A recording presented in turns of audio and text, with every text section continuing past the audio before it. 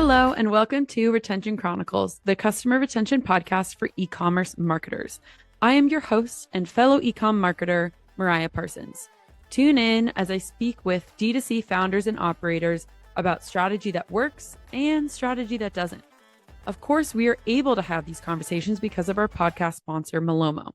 I have seen thousands of brand operators power their order tracking with Malomo to make every single message count. As a consumer, I personally have come to expect that brands have a phenomenal post-purchase experience, or else I'm not really shopping with them again.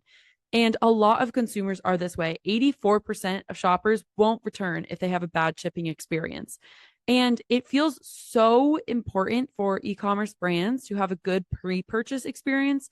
You're trying to get that acquisition. Your customers are coming through the door. They're coming through your website. It is a very personalized experience. You have pop-ups that are timed well. You have customer testimonials that are easing fears. You have well-timed cart abandonment emails, all of that stuff. And then you purchase with a brand, and sometimes there's no communication, and it leaves you wondering, it leaves you mad, maybe scared that you fell for a scam or something like that. And so I think it is such a smart decision to have your transactional shipping emails and SMS not just be about only business. Malomo helps turn them into a powerful marketing tool. What does that look like? It means you can cross-sell other products on that branded order tracking page. You can put educational content on that page. So if you have something that consumers will have to learn how to use for the first time, you can put that there. If you have recipes that they could, use your product for when they first get it, you can put that there. Your social media, everything, frequently asked questions, whatever you want, you get the control back so that you're not sending your customers to a carrier tracking page. You're putting them right back on your website, and you're also keeping them informed about their order status while you do it. That's the beautiful thing about this platform. If you're ready to turn your order notifications into a marketing channel and join thousands of e-commerce brand operators in making their customers happier while also adding to your brand's profits, visit gomalomo.com. That's GOMALOMO.com. Hello, everyone, and welcome back to Retention Chronicles. I'm Mariah, and I'm joined here by Andy Seeley. He is the CEO of Ashworth Strategy and Creatively Disruptive. So welcome, Andy. Thank you for joining the show. As you know, we always like to start off our episodes with a little bit of background. So say hi to our listeners, and then tell us about how you got, how you made your career up until this point, and what kind of drew you into the seat. Sure. So, I'm a funny talker, which means I don't originally come from the United States. I came over to the US 25 years ago from New Zealand, is where the accent comes from. And I was supposed to be going over to the UK, United Kingdom, and I met a girl in the trip in between, but who's still my life 25 years later and is my wife, and decided to stick around. Up until then, the trajectory was not going to be e-commerce. I mean, 25 years ago, e-commerce was a different beast, if anything. But I was actually in the trajectory of sports and sports science and coaching and so forth. That's what my degree was in. But being in the United States, I ended up getting a job with a TV station, was a sales director for a number of years for a television station, really got into the messaging and, creative and the trying to figure out how to pull levers to make people do things. Loved it. Ended up owning a publishing company where we published magazines, and we actually did video work and so forth. If anybody ever wants to look into it, it's called the original one was Getaway Reno Tahoe, because I was up in Tahoe back in those days, and there's still videos to this day from Getaway Reno Tahoe on YouTube, and we had Getaway San Diego and so forth. And so a lot of background in driving purchases to purchase through digital and different mediums. And then about 10 years ago, my business partner, who happens to be my cousin's husband, so I guess my cousin-in-law, was like, hey, we should really be doing this online. And he was a really amazing web developer. like really good, especially at conversion optimization, right? So we're like, okay, let's give it a shot. I was getting a little bit sick of the publishing business. 2015, people weren't thinking top of mind, let's put something into a magazine. And, whilst I loved the YouTube stuff, it wasn't really where I wanted to be ultimately. So we started Creatively Disruptive, and our mission was to basically help small business owners, small business being, one-man vans to, a couple of hundred employees, leverage digital marketing to drive business. And obviously we started doing anything and everything. We were like an unniched agency, which is something I do highly recommend people avoid, is unniched agencies. There are them still out there. You really want to try to find agencies that have some specificity to them. Hence why we've got Ashworth Strategy and Creatively Disruptive as two different brands that actually look after two different types of people. And our drive was that support of that small business owner that's staring at the ceiling at 3 a.m. in the morning, wondering how they're going to get through the next month or the next payroll or the next whatever, because we remember doing that ourselves. And we're like, look, if we can really deliver some real value in helping drive business and helping them even structure and look at how they run their businesses, because we do a little bit more, I think, than the average ecom agency. A lot of ecom agencies, and I'm sure we might be wanting to talk about some strategies of how to do different things, but there's a lot of things that are out there.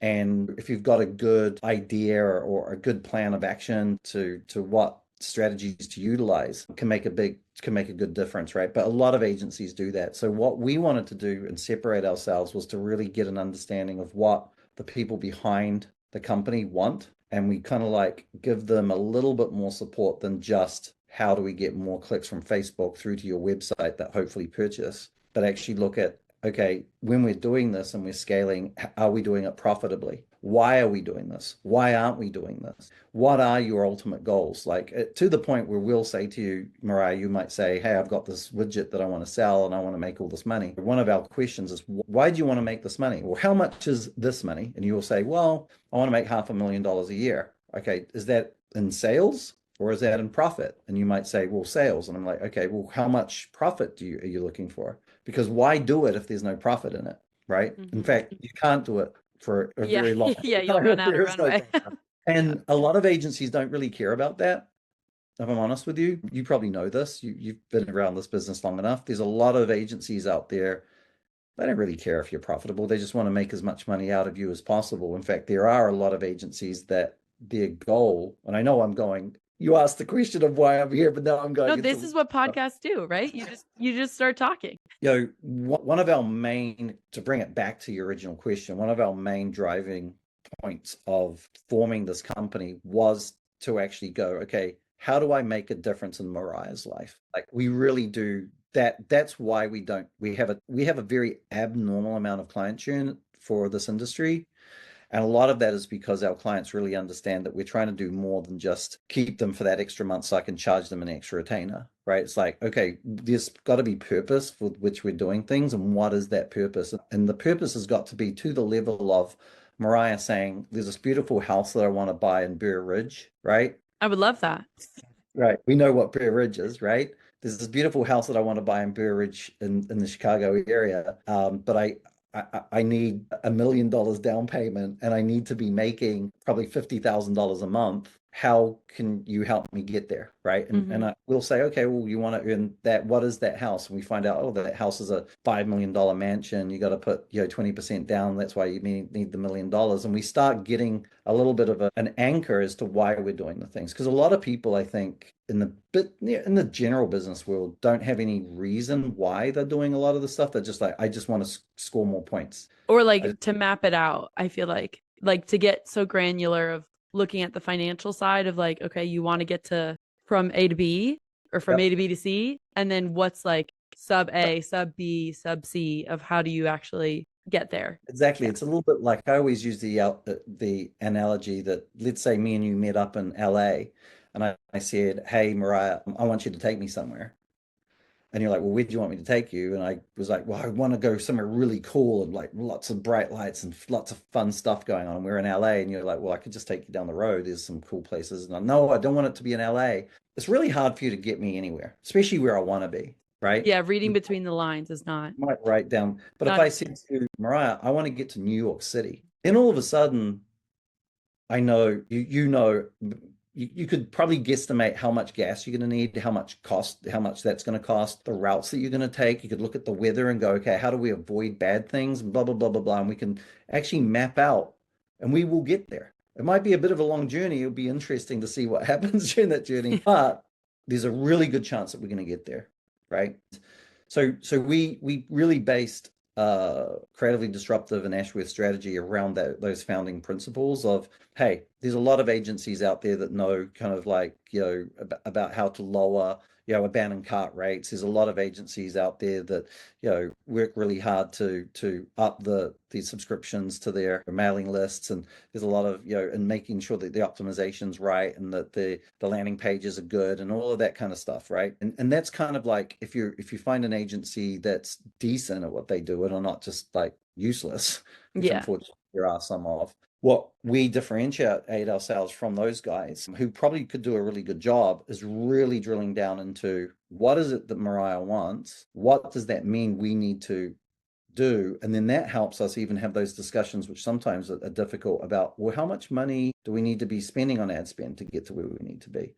What should your ad spend be? Based on the numbers that we're seeing, this is how we get exactly to where you want to be in this time frame. And I think that's probably why we have a very low churn rate. That's why I think clients typically come on and stay on, because they see a partner rather than just somebody who's trying to get more clicks through Facebook or Google, and then trying to optimize those clicks, and then constantly coming back and asking for more money. Maybe we don't need more money to get to where we want. Maybe we're right on track. Maybe we do maybe you change your goals, and we need to reevaluate the whole thing because that changes the equation. We're constantly looking, how do we turn your goals into that algebra kind of equation where we fill in all the gaps, and then we go, okay, well, now we know exactly where to go. And that's kind of, I guess that's from being in New Zealand, learning about sports science all the way through to today, my journey and my evolution through what we're doing. Yeah. It's interesting to think through, like, how to make sure that you're not just hitting sales metrics, but profitability. And I would love to hear what you'd have to say about thinking about customer retention in that way. Because I think a lot of brands are trying to make that map of, okay, how do you take customer retention and make those specific points of, okay, I know I want to retain, let's just call it for easy numbers, like 50% of our business, and have them make repeat purchases. How do you walk back of like, okay, this technology is worth it because it contributes whatever 20% to reducing customer churn, then this event or whatever else, this VIP loyalty program is helping add an additional or reduce an additional 15% of churn. So I would love to, like, it's maybe more of a, I don't know if you've thought about customer retention in that way of how do you look at profitability with customer retention. But I think that would be something. Yeah, I think there's a lot of different parts to that we could go through. I mean, customer retention, it depends on the product too. There's certain products that's very hard to have any customer retention on, right? So if I'm selling a $1,200 drone, I might not be selling one of those every month to the same guy. Maybe though, I might sell one every couple of years, or maybe there's a referral program, or maybe it's like, hey, if there's other products, there's things that we can work with where if a lot of guys that own expensive drones oftentimes hang out with other guys that have expensive drones, right? And they go and play with their toys and do the different things, or they know people. And how do you work through doing stuff? So there are things that you can do even with those kind of products that aren't consumables. When you come down to a consumable, it really does start, if I'm honest with you, when it comes to client retention, making sure your consumable is good. Yes, right? Agreed. Making sure that it's consumable that people use and go, well, I like this, right? Then it's easy. If it's a product that's hard, it's really hard. And I recently actually had a conversation with a client that had a new product. And I literally said to them, the winning and losing on this product is that you actually can deliver on what you're saying. Because we as a marketing company can get somebody to come in and buy it for the first time. Them buying it the second time is that they're happy with the product, right? Now we can wave our banners and we can send email and text messages. We can do a lot of retargeting and so forth, utilizing the different platforms to kind of draw people back. But if they don't like the product, they're not going to come back. So, and some of that is building a brand. Like there's some real old school retention stuff that I think people forget about because they get so enraptured by the apps and the technology and the software that you can add to try to do different things to make things happen. But the reality is people still fall in love with brands. People still that old 1960s ad men mentality that I think marketers oftentimes, in fact, definitely in this day and age, there's a lot of agencies out there that are technically very, very good, but they have no real understanding of the human brain and the excitement that comes with it. In fact, some of the most successful brands don't do a lot of pay-per-click advertising and so forth, right? A lot of those most successful brands, they put all of their efforts into content development and building this exciting, fun thing that you want to be a part of, right? A good example was it the BB headphones? Is it what is it? Oh, Beats? Beats headphones back in the day. Yes. Not a lot of advertising that they did when they started out, but it was all content. It was all about being cool. It was all about being part of a really cool community.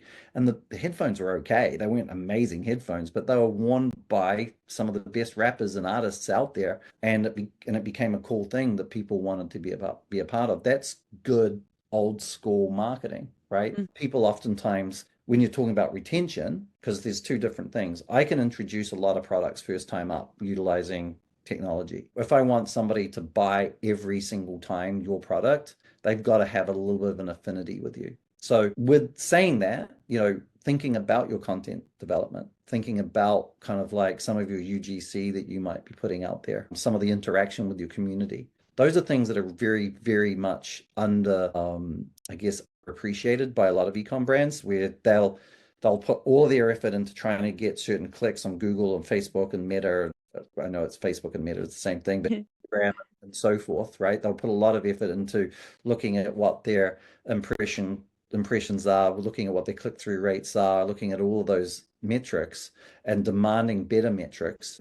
The ROAS number still comes up to this day, even though we're kind of constantly telling people ROAS that's not an accurate figure anymore. I mean, the most accurate figure that we use is MER, right? Media efficiency rate, because I've spent this money, I got this amount of money back. That's my media efficiency rate. That cannot be algorithmically changed. Mariah got $10 put in the bank and she spent $2 to get there. She has a 5 MER, right? It's an easy math. But what we find is to get those regular purchases, I mean, there's a transactional thing where we can deliver it, and there's a lot of really good ways to do it utilizing SMS. Really, if you're not SMSing, really, if you're not emailing, even though a lot of people are thinking that email is dead. I think people have been talking about email being dead for 20 years. Yeah. Always is relevant. And having that well put together and segmenting, so you're like talking to people the right way. So you spoke about VIPs being people who have purchased multiple times and obviously are showing a real interest that you might offer them different things. But that's all about building that brand and that love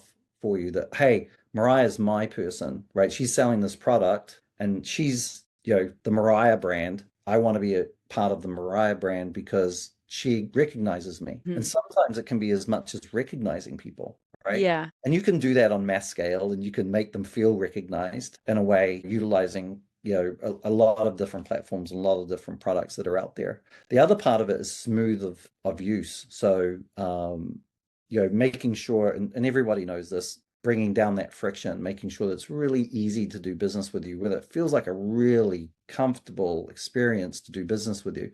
To this day, there's still ecom brands that have cumbersome, difficult integrations and systems that people have to wrestle through to buy the product. If it's a really smooth, comfortable experience and the product comes and I like it and it feels as smooth and comfortable as the experience when I purchased it, there's a good chance that I'm going to be like, I like this. This is comfortable. I'm going to do it. It's easy.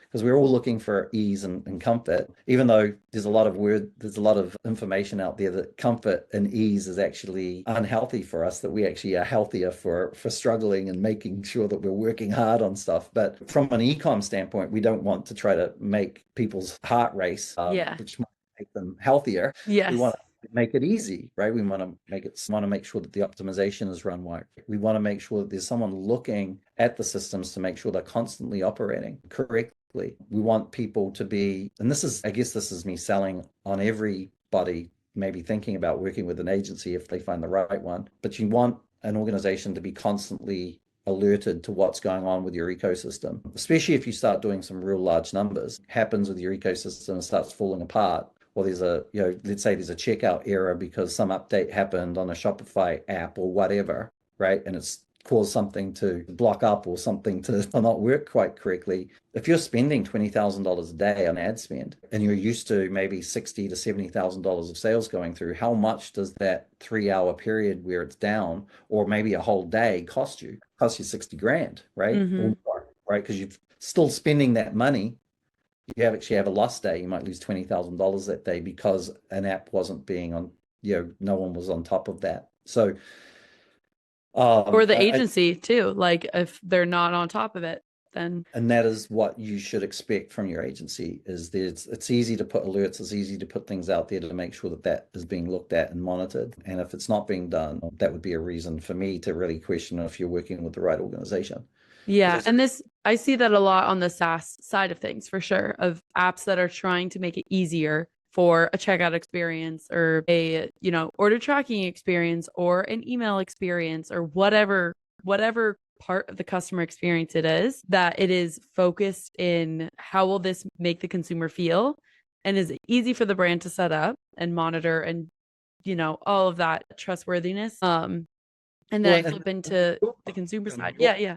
Product is part of that, right? So your product, helps that shipping and that checkout experience be better. And there's a lot of stuff that's out there that should be looked at. And going back to that question of retention, I mean, there's 1,000 things that we could talk about. There's a lot of technical things that we can talk about, but really the main thing that I see day after day is, one, the quality of the product. Two, are you building a relationship with your community? And three, are you making it easy for them to do business with you? Mm-hmm. If you're not doing those things, the other ones don't matter. You're kind of like, that's probably 85% of the win. And then there's 15%, which is a technical kind of like, let's buy this app or change that app or whatever. Yeah, I like that breakdown a lot. I think it helps, especially like I know you all work with specifically small businesses to really try and help, I guess, make sense of everything that there is to do. And so I think not focusing on, there's all these different things, there's all these different ways, like these are the core things maybe to think about, and then adding on things that can help you with those three core things of, having a good product, engaging the community, and like a seamless customer experience. I think that'll help, our audience, those in our audience who are a small business, just themselves or up to that couple of hundred, that portion of our audience that I know is in the thick of things, creating their business, running it all. Maybe if they're not sure how to look at retention, looking at like, okay, what are we doing? Is the product good? Are we engaging our community? And what's the customer experience looking like? I always like when there's those takeaways of like, sounds okay, elementary, doesn't it? It feels like, well, yeah, duh. Well, of course, but I cannot emphasize that, we have I should be careful. We have a multi-million dollar client that does millions and millions of dollars of revenue, right? And they struggle with that client, I guess, engagement, or that community involvement. They struggle with that, right? Yeah. And they're constantly asking, how do we improve this or how do we improve that? And we remind them, well, we're going to try doing these things which are technical by nature, but you really need to address this community and this kind of like your brand messaging and connection with its purchases, right? If you don't have a good one, it's tough. They don't have a bad one; they just don't have a great one, right? Yeah. And I just had a meeting with my team, and I was like, hey, I'm 90% happy with how the company is operating, but better never stops. And that 10% is that we must do better, right? And this comes back from my sports days. I come from New Zealand. Some of you may or may not know much about sports in New Zealand, but New Zealand has a rugby team called the All Blacks, which is, a rugby team, and it's known as the most dominant sports franchise in the world because for 100 years, they have like an 85% win record. And their motto for 100 years is better never stops. So you might beat a team by 50 points, but you let them score 10 points on you.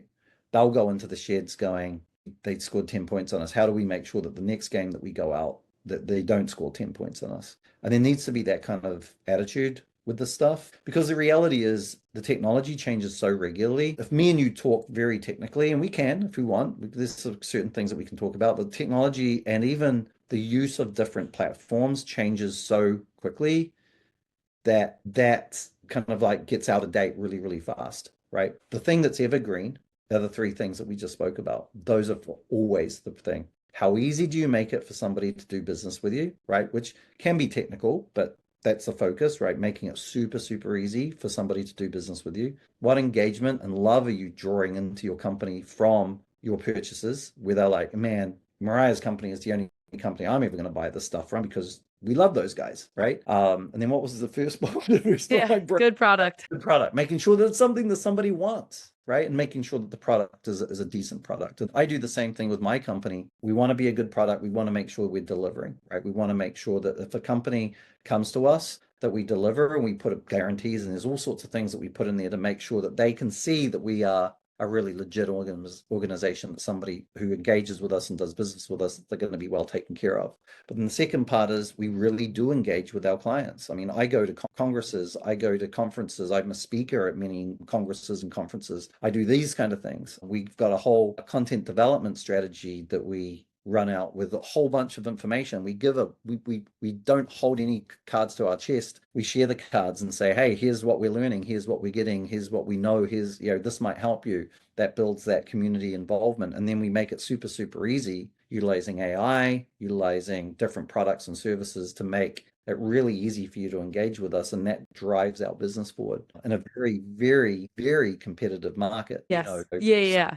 And I think it's interesting that you bring up or I think about like platforms specifically when I'm thinking about like engaging community. A lot of people look at social, right? Like it's a naturally, advantageous avenue to engage people on, because that's what those platforms are supposed to be for, right? So I think a lot of brands, like, posting is maybe table stakes, but then like actually responding to people's comments, even like on your ads, if you're paying, you have paid ads surface. I feel like that's like a level of like tactically, if you're not doing that, then like engaging with people, replying on other people's videos like that aren't your own, that are in your space, or influencers or something like that, where it's like you can get that ball rolling and people click on your profile because you have a funny comment, and then people are like, oh, what do you do? And then they like discover you that way and all that stuff. Think about who's your favorite celebrity?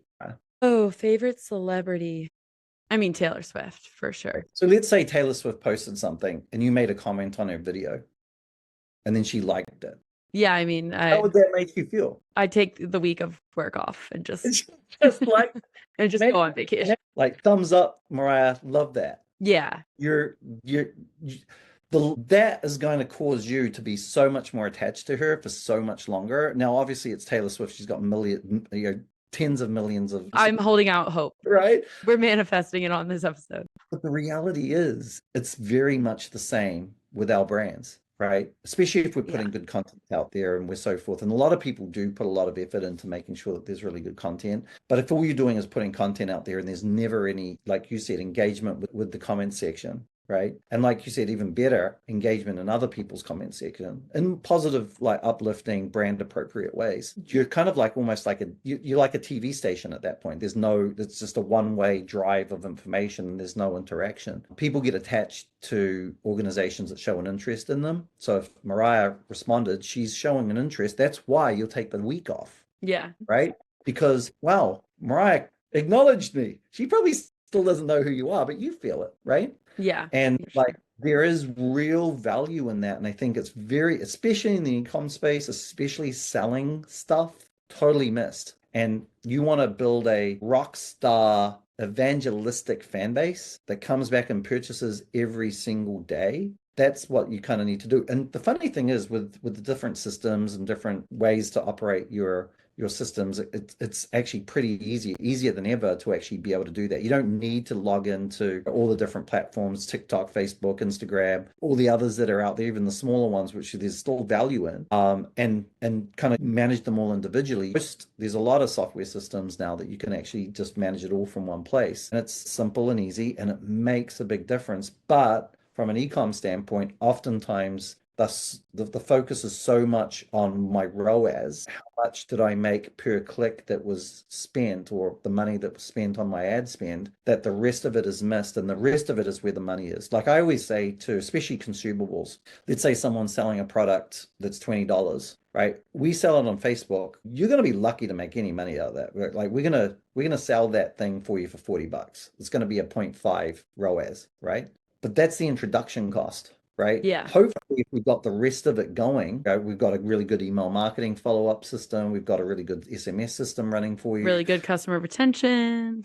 Customer retention, really good, a shipping aspect to it, and then that social media engagement and that kind of like community engagement. That person comes back and purchases, and you spent that $40 to get that person into your system, but then that person spends $20 every day for the rest of their life. It's tens of thousands of dollars. Right? Okay. Yeah, the acquisition costs are just way higher. So that's why like customer retention. That's why we're here on this podcast talking about it, right? Because that is like you have to probably spend more to get someone through the door, but then you retain them, and then you really like that's where it does amaze me though how many ecom brands are so focused on the getting through the door that they're not thinking about the retention. Yeah.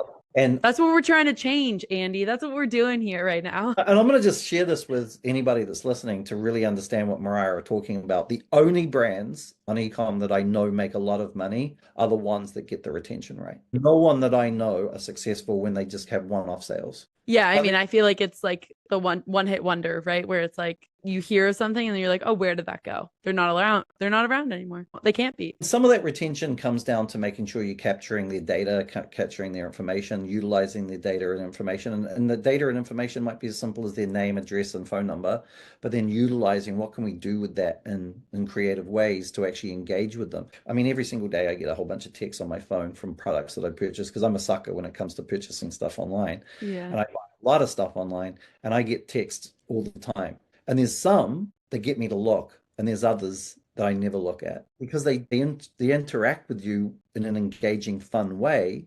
And I need to be engaged with an engaging, fun way, not just buy this 25% off. That doesn't get me, right? Mm-hmm. I'm not, and I think most of the market, and correct me if I'm wrong, maybe you feel differently, but I'm more engaged with a funny, interesting line or something that they send out there than 25% off.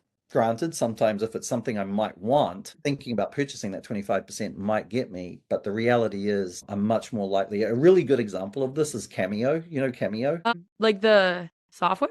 Or Cameo is a site that you go to and you can get like celebrities, right? Celebrity messages and stuff. Yes. Yeah. I'll give you a little funny story. My wife is a big Seinfeld fan, and there's a character on there. I can't remember his name off the top of my head. He was like an adventurer. He was Elaine's boss on Seinfeld. He was Elaine's boss in the publishing field, and he was like this adventurer, and he'd tell all these crazy stories. Anyway, I was like, I don't know. I somehow got onto Cameo. I was looking and I found him. I was like, I'm gonna get him to read a message for my wife on her on Mother's Day. And he read this. He did this amazing thing, and it was wonderful. It was so much fun. Now I've got loads of other things that I purchased. I purchased all sorts of stuff, but that Cameo to this day keeps getting me to kind of check in because they're kind of like funny and cheeky and kind of interesting how they kind of try to re-engage me, and they're thoughtful, and I think they understand the kind of people that might get that fans and kind of blah blah blah, but you've got to be thinking about that. So whilst SMS is really important, and we could talk about all the technical things of building flows and confirmations and all sorts of stuff to really get the most out of it, the reality is if the message that comes through is not engaging and you don't really understand your community, it doesn't really matter. Yeah, agreed. I have had so much fun talking to you, Andy. This has been great. As I always feel on these podcast episodes, we just start to scratch the surface. But I really like those 3 takeaways that brands I know can digest and like really look back at what they're doing and see like, okay, can I put what we're doing into one of these 3 buckets? If I can't, is it paying off in a way that we're going to continue to do it? Or do we need to, reassess and revamp? It never stops. When you think, okay, I'm doing that, be looking at it and go, how do I make this better? That's where I would put a lot of my brain power and thoughts. The rest of it, that other 15%, it's going to be churning and churning and churning. You just want people who can effectively make sure that it's operating correctly, a little bit like a mechanic on your car. But those 3 things, constantly challenge yourself. How do we do it better? I just scored 50 points in one, but they scored 10 points against us. How do we do this again, but not have 10 points scored against us? Have that mentality. I'm winning, but how do I win bigger? How do I do better? How do I really make my community easier to do business with me, more engaged and more loving of my brand? And how do I make sure that my product is really top notch? You do those things, you will win. Yeah, I love that. That's a perfect way to round out this episode. Thank you so much for making the time and joining me on Retention Chronicles. It's been a blast having you here. It's been great, and it's creatively disruptive and Ashworth Strategy. Yes, we love it. Full circle moment. Great. Thanks, Thank Andy. you. Thank you for listening to today's episode. These conversations bring so much knowledge to the table, and I'm so grateful for that.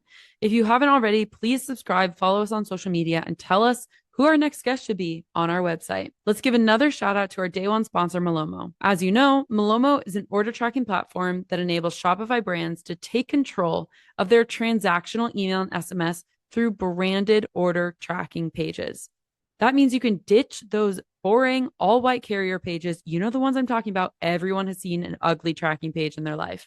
And you can swap it with a page that matches your brand. Customers like you and I obsessively check order tracking an average of 4.6 times per order. That's why leading Shopify brands are turning that engagement into customer loyalty and revenue through branded order tracking. Learn more about how to get ahead of shipping issues, brand your order tracking experience, and reconvert customers while they wait for their package to arrive with Malomo. Visit gomalomo.com. That's GOMALOMO.com.